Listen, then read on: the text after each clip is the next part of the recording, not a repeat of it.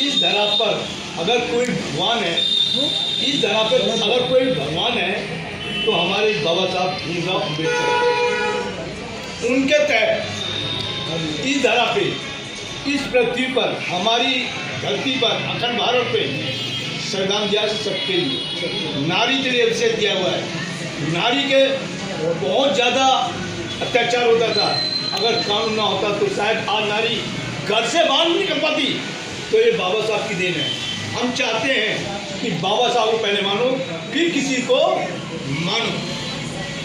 BK Soni ji, मैं गलत कह रहा हूँ, बताइए। वो सही कहा आपने, एकदम सही कहा। आप कुछ कहना चाहते हैं? नहीं, आप जो कह रहे हैं वो सही कह रहे हैं। और बाबा साहब को किसी को जो है भगवान के रूप में ना देखा जाए।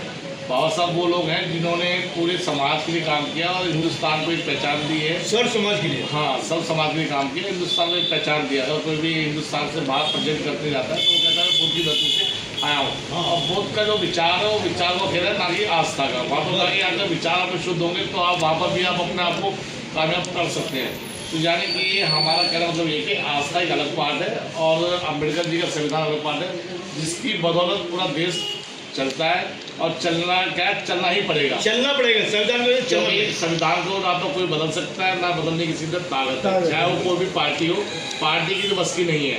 तो ये सब भूल जाए, केवल हमारे आपस में भाईचारा बना रहे, हिंदू मुसलमान का सबको मुद्दा खत्म होना चाहिए, आपस में प्यार मोहब्बत बनी रहे, ये इसका संदेश हमारे जाना चाहिए। बहुत बहुत धन्यवाद। हमारी रेखा